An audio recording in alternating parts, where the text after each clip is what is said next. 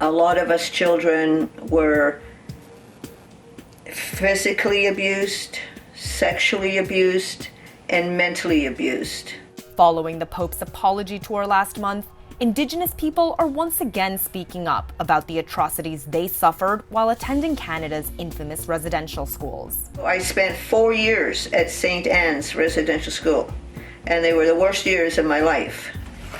Evelyn Korkmaz had been living with her community in northeastern Ontario before moving to a residential school in 1969. Right away, I realized that it was a cold environment. People were not friendly, the nuns and the priests. They treated us like animals. They slapped us, on the back of the head. They told us we were dirt. We had numbers on our clothing rather than, calling me Evelyn.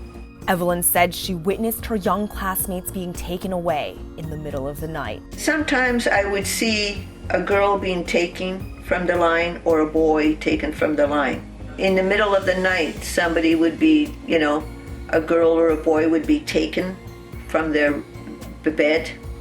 Later on, as I became an adult, I realized they were being taken to go and get sexually abused somewhere.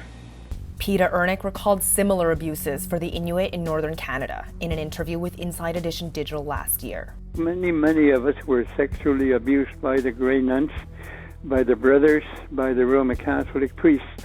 The Government of Canada has admitted the residential school system was a form of cultural genocide. We would be punished for speaking English not quite right.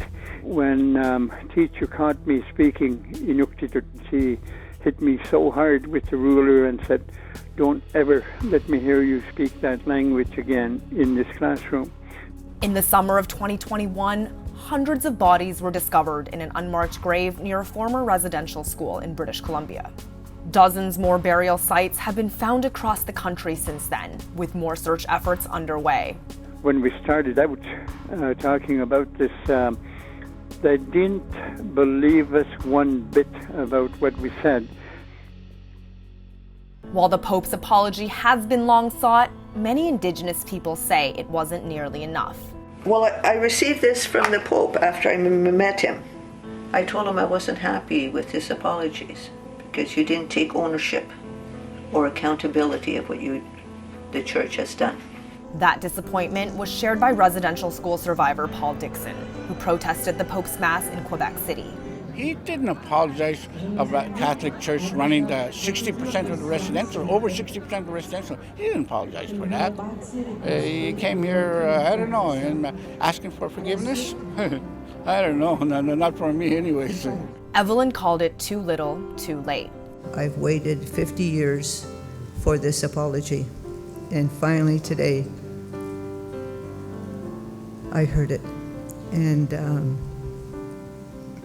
unfortunately, a lot of my family members, friends, classmates, and members of my community that went to residential school were not able to hear it because they had passed on, because they could not endure or live with the trauma that they endured in these residential schools.